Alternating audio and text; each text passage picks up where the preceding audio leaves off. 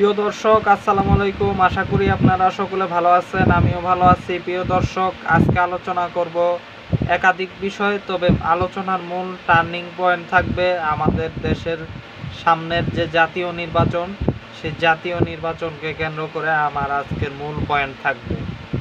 প্রিয় দর্শক, আলোচনা করব যুক্তরাষ্ট্রে যে বর্তমানে নিউ ইয়র্কের যে মেয়র নির্বাচন হয়েছে সেই বিষয়েও।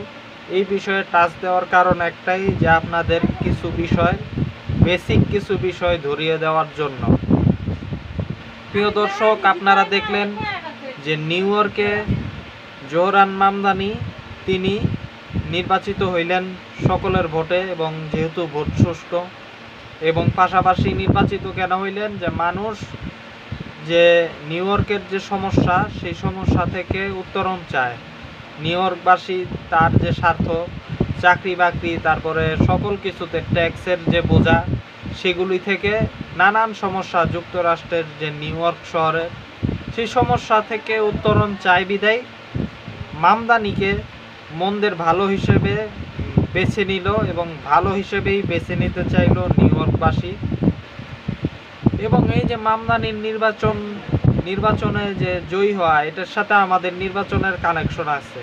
এই জন্য আমি আলোচনার শুরুতেই বলছি যে জাতীয় নির্বাচনের বিষয়েও কিছু আলোচনায় আমি টাচ দিব, কিছু বেসিক বিষয়।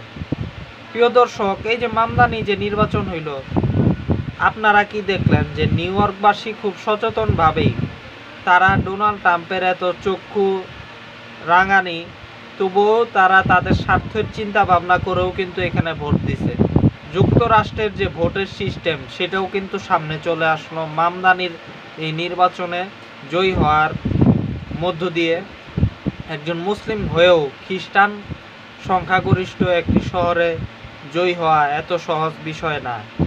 তো সেই হিসেবে উঠে আসলো কি, যে ভোটাররা তারা কিন্তু দীর্ঘদিনের যুক্তরাষ্ট্রে যে সংস্কৃতি, যে যারা কিনা একটু টাকা পয়সাওয়ালা, তারপরে এলিটদের পক্ষে তাগরেই নির্বাচিত করা, সেই পথ এবার ছাড়ছে ভোটাররা, মার্কিনরা।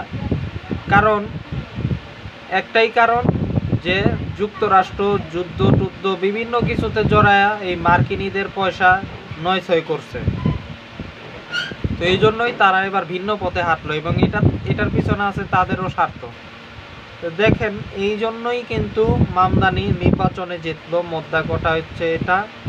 এখন আমাদের এখানে শিক্ষণীয় কি? আমাদের এখানেও কিন্তু নির্বাচন হবে, তত্ত্বাবধায়ক সরকারের অধীনে এই নির্বাচন হবে। এটা কিন্তু শেখ হাসিনার পাতানো নির্বাচন না। এখন আমরাও কিন্তু ভোটার, তা আমাদের কি স্বার্থ আছে না? এই যে জোহরান মামদানির যে নির্বাচনে জয়ী হওয়া, এইখানেই মূলত এই যে আমাদের যে নির্বাচনে যে আমাদেরও একটা স্বার্থ ভোটার হিসেবে, এটাই মূলত আজকের আলোচনার আমার মূল বিষয়। আমাদের কিন্তু স্বার্থ আছে সেই হিসেবে। জোহরান মামদানির মতো লোক হয়তো আমাদের এখানে নাই, কিন্তু আমাদের এইখানে ভালো লোক যে নাই এটাও বলা যায় না। খারাপ লোক ভালো লোক মিলাইয়েই কিন্তু আমাদের দেশের এই নির্বাচনটা অনুষ্ঠিত হবে। তো আমরা কেমনে খারাপ লোক চিনব, ভালো লোক চিনব? খারাপ লোক চিনব আমরা নিজেদের স্বার্থ আগে বুঝতে হইব। স্বার্থটা কি? স্বার্থ ওই 500 টাকা 1000 টাকা না, যে আপনি যেটা পাইলেন দিল কয়দিন আগে, আপনি ভোট একটা বিক্রি করলেন, ওইটা স্বার্থ না। স্বার্থ জিনিসটা হচ্ছে যে আমরা বিগত 17 বছর যেটা হয়েছে তার উল্টাটা দেখব। বিগত 17 বছর আমাদের ছেলেপেলেরা চাকরি পায় নাই, তাই না? অবৈধ ভারতীয় নাগরিকরা আইসা দেশে চাকরি বাকরি করছে, হিন্দুরা আইসা দেশের সব চাকরি বাকরি নিছে। সংখ্যালঘু কোঠায় পাহাড়ের লোকেরা আইসা চাকরি বাকরি করছে। আপনি আমার কথা মিলায় দেখেন, অফিস আদালতে গেলে, থানায় গেলে দেখতে পাবেন। তো এইটা বিপরীত হওয়া, অর্থাৎ কারা আমাদের মুসলমান ছেলেপেলেদের চাকরি বাকরি বেশি দিব, তারপরে অবৈধ ভারতীয় নাগরিকদেরকে বাই করে বাংলাদেশের ছেলেপেলেদের চাকরি বাকরি বেশি দিব, এইটাই হচ্ছে আমাদের স্বার্থ, অর্থাৎ উল্টাটা হওয়া। আবার বিগত সময়ে ওয়াজ মাহফিল থেকে শুরু করে স্বাধীনভাবে মুসলমানরা ধর্মীয় কর্মকাণ্ড করতে পারত না। রাজনৈতিক হস্তক্ষেপ তো ছিলই, নেতাদের গুন্ডামি ছিল। এখন কারা এটার বিপরীত, অর্থাৎ এখন ওয়াজ মাহফিল করতে পারতেছেন সুন্দরভাবে, স্বাচ্ছন্দ্যে ধর্ম প্রচার করতে পারতেছেন, ইসলামের খেদমত করতে পারতেছেন, মুসলমানদের যত ধর্মীয় কর্মকাণ্ড আছে এদের পক্ষে কারা ইতিবাচকভাবে কাজ করতেছে, অ্যাক্টিভিজম করতেছে, কারা এটার পক্ষে যাইতে পারে, এটাই হচ্ছে আমাদের স্বার্থ এবং এদেরকে ভোট দেওয়াটাই আমাদের স্বার্থ। অর্থাৎ 17 বছর যা কিছু হয়েছে, 17 বছর আলেম ওলামাদেরকে নির্যাতন করা হয়েছে, করা হয়েছে, তাদেরকে নিষ্পেষিত করা হয়েছে। এখন কারা আলেমদের পক্ষে, কারা হুজুরদেরকে ডিস্টার্ব করতেছে না, এগুলোই স্বার্থের পক্ষে। অর্থাৎ 17 বছর যা কিছু হয়েছে, আওয়ামী লীগের সময় যত অত্যাচার নির্যাতন যা কিছু হয়েছে, কীভাবে হয়েছে, কেমনে হয়েছে, সেগুলির বিপরীত চিত্র যদি আপনি দেখতে পান কোনো প্রার্থীর ভিতরে, কোনো দলের ভিতরে, ওইটাই হচ্ছে আপনার স্বার্থ। অর্থাৎ ওর পক্ষে থাকাটাই আপনি বোঝা গেল যে আপনি আপনার স্বার্থ সম্পর্কে সচেতন। এবং বিগত সময়ে জিনিসপাতির দাম বাড়ছে, দুর্নীতি করা হয়েছে অনেক। দুর্নীতির বিরুদ্ধে কারা, দুর্নীতি কারা করতেছে না, কারা জিনিসপাতির দাম বাড়ানোর পক্ষে না।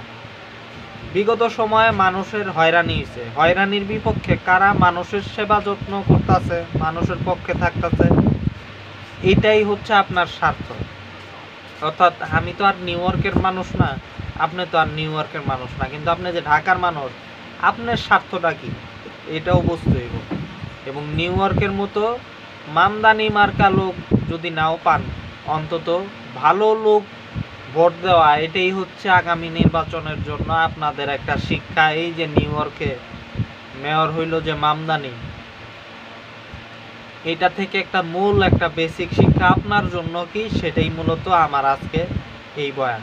এবং শিক্ষা কি, যে চাঁদাবাজ, যারা সন্ত্রাসী, যারা হিন্দুত্ববাদী, সন্ত্রাসীদের পক্ষে, তাদেরকে কোনোভাবেই এবারের নির্বাচনে ভোট আপনি দিবেন না।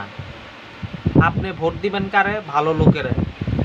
আপনি মুসলিম, আপনার মুসলিম পরিচয় সামনে রেখা যারা কাজ করব, প্লাস আপনি একজন মানুষ, মানুষ হিসেবে আপনি যা চান, অর্থাৎ আপনার পরিচয়টাও এখানে নির্ভর করে। আপনি মানুষ, মানুষ হিসেবে আপনার খাদ্য টাদ্য সকল মৌলিক অধিকার ঠিক রাখবো, কারা রাখবো, এদেরকে ভোট দিবেন। দ্বিতীয়ত, আপনি মানুষের পর আপনার একটা ধর্মীয় পরিচয় আছে, আপনি মুসলিম, এখন মুসলমান হিসেবে আপনার স্বার্থটা কারা দেখব, কোন দল দেখব। মুসলিম হিসেবে আপনার মসজিদ মাদ্রাসা থেকে শুরু করে কবরস্থান এবং কি আলেম ওলামা থেকে শুরু করে সব কিছু, অর্থাৎ মুসলমান ইসলামের ভিতরে যা কিছু অন্তর্ভুক্ত, এইগুলির পক্ষে কারা, এইটা দেখবেন এবং এইটা দেখে ভোট দিবেন। এইগুলিই স্বার্থ। অর্থাৎ আপনাকে দেখতে হইব অর্থনৈতিক স্বার্থ, ধর্মীয় স্বার্থ, রাজনৈতিক স্বার্থ, সব কিছু ক্যালকুলেশন কইরা এবারের নির্বাচনে আপনাকে ভোটার হিসেবে ওই নিউ ইয়র্কবাসীর মতোই ভোট দিতে হইব। এটা একটা শিক্ষা। তো প্রিয় দর্শক, আরও আলোচনা করবো এক ভিডিওতে, তো সব সম্ভব না, তো আমার সাথে থাকবেন ইনশাল্লাহ। আজকে এই পর্যন্তই আলোচনা। এই যে মামদানির যে বিজয়, এখান থেকে আমাদের এই শিক্ষা, আজকে এখানেই এতটুকুই এই আলোচনা। তো আজকে এই পর্যন্তই, আল্লাহ হাফেজ।